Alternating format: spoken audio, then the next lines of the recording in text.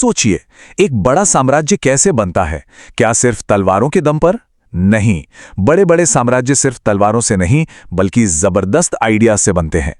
आज हम मध्यकालीन भारत के उन शासकों की बात करेंगे जिन्होंने अपनी सोच से इतिहास का रुख ही मोड़ दिया और एक मजबूत साम्राज्य की नींव रखी। तो ये जो स्क्रीन पर है ना, ये कोई मामूली लिस्ट नहीं है। इसे आप एक तरह का ब्लूप्रिंट समझ सकते हैं, एक चीट शीट जिसमें उन शासकों के जीनियस आइडियाज छिपे हैं।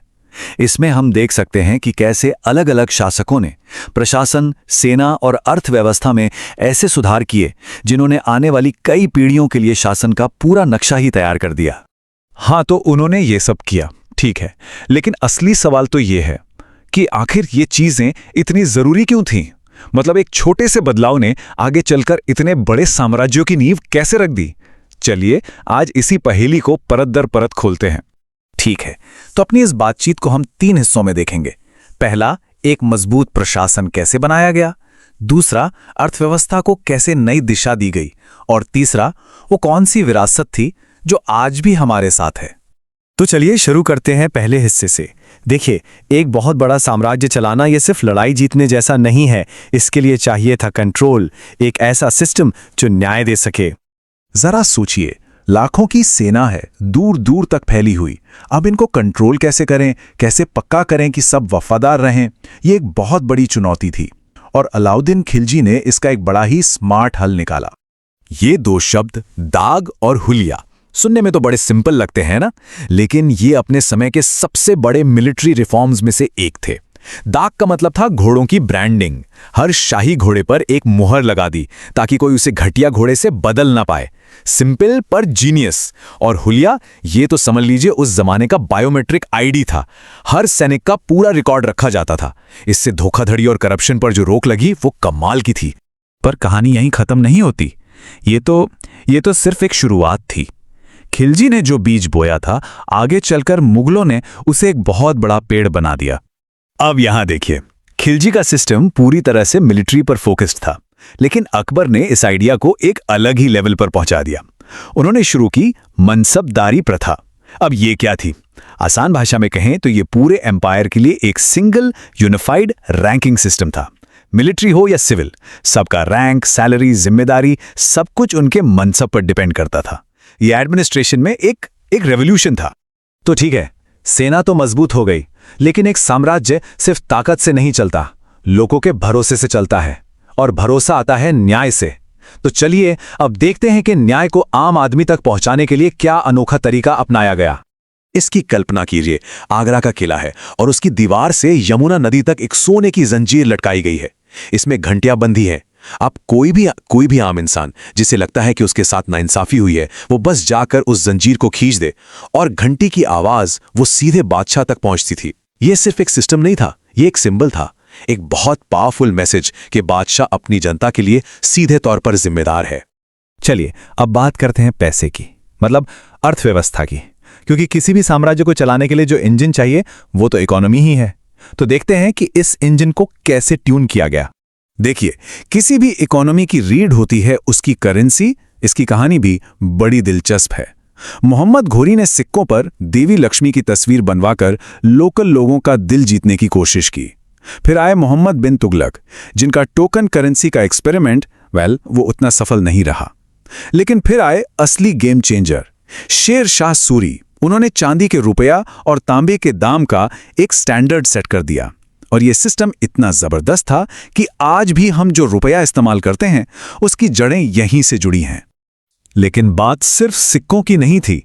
इकोनॉमी को कंट्रोल करने के लिए बाजारों और सबसे जरूरी जमीन पर भी पकड़ बनाना जरूरी था। और यहां हमें 2 बिल्कुल अलग अलग सोच दिखाई देती है। एक तरफ थे अलाउद्दीन खिलजी, जिनका पूरा ध्यान अपनी सेना पर था। उन्हें अपनी आर्मी के लिए सस्ता अनाज चाहिए था, तो उन्होंने शहनाई मंडी बनाकर मार्केट की कीमतों को पूरी तरह से कंट्रोल कर लिया। वहीं दूसरी तरफ थे अकबर। वो जानते थे कि असली ताकत जमीन और किसान में है, तो उन्होंने दहसाला सिस्टम लागू किया, जो जमीन नापने और टैक्स तय करने का एक बहुत ही साइंटिफिक तरीका था। इससे किसान भी खुश थे और खजाने में पैसा भी लगातार आ रहा था। और फिर एक बार शेरशाह सूरी का जिक्र आता है, जिन्होंने किसानों के लिए सच में क्रांतिकारी काम किया। उन्होंने पट्टा और कबूलियत सिस्टम शुरू किया। इससे आप एक तरह की डील समझ सकते हैं। पट्टा सरकार की तरफ से किसान को दिया गया जमीन का एक ऑफिशियल डॉक्यूमेंट था, एक गारंटी। और कबूलियत किसान का एग्रीमेंट था कि वो कितना टैक्स देगा। सोचिए, पहली बार किसान और सरकार के बीच का रिश्ता कागज पर साफ साफ लिखा गया। ये किसानों के अधिकारों के लिए एक बहुत बड़ा कदम था। तो हमने प्रशासन देख लिया, अर्थव्यवस्था देख ली, अब आते हैं आखिरी और सबसे अहम हिस्से पर, विरासत। क्योंकि ये शासक सिर्फ नीतियां बनाकर नहीं गए, उन्होंने ऐसी चीजें बनाई जो आज भी हमारे सामने खड़ी हैं। और जब भी विरासत की बात होती है ना, शेरशाह सूरी का नाम जरूर आता है। और सबसे कमाल की बात क्या है, ये सब उन्होंने सिर्फ 5 साल के राज में कर दिखाया। पुरानी जीटी रोड को फिर से बनवाना, एक एफिशिएंट पोस्टल सर्विस यानी डाक सेवा शुरू करना, पाटलिपुत्र को पटना का नाम देना, दिल्ली का पुराना किला, हर काम में एक विजन था। हाँ, लेकिन शेर शाह अकेले नहीं थे। उनसे पहले भी गयासुद्दीन तुगलक जैसे शासकों ने खेती बाड़ी के लिए नहरों का जाल बिछाने का जरूरी काम किया था। और बहुत से शासकों ने नए नए शहर बसाए जो आज भी हमारे देश के बड़े सेंटर्स हैं। तो विरासत बनाने के भी 2 पहलू हैं। एक तरफ गयासुद्दीन तुगलक जैसे लोग थे जिन्होंने नहरें खुदवाईं, मतलब देश की बुनियाद को मजबूत किया। और दूसरी तरफ सिकंदर लोधी जैसे शासक थे जिन्होंने आगरा जैसा पूरा का पूरा शहर बसा दिया, जो आगे चलकर मुगलों की राजधानी बना। एक महान साम्राज्य के लिए ये दोनों ही चीजें यानी बुनियाद और इमारत बहुत जरूरी होती हैं। और एक बात तो तय है, जब किसी राज्य में शांति होती है, इकोनॉमी अच्छी होती है, तो आर्ट और कल्चर अपने आप पनपते हैं। ये कोई इत्तेफाक नहीं है कि अकबर के दौर को लिटरेचर का गोल्डन एज कहा जाता है और जहांगीर के दौर को पेंटिंग का। एक अच्छा एडमिनिस्ट्रेशन ही कला को फलने फूलने का माहौल देता है। तो आखिर में हम क्या समझते हैं? यही कि ये सारे सुधार कोई एक दिन में हुए चमत्कार नहीं थे, ये सब एक दूसरे से जुड़े हुए थे। हर आने वाले शासक ने अपने से पहले वाले के काम को आगे बढ़ाया। जैसे खिलजी के आइडिया ने अकबर की मनसबदारी की नींव रखी, शेर शाह के सिस्टम ने मुगलों को एक रास्ता दिखाया। ये एक तरह का रिले रेस था जहां हर कोई बैटन को थोड़ा और आगे ले जा रहा था।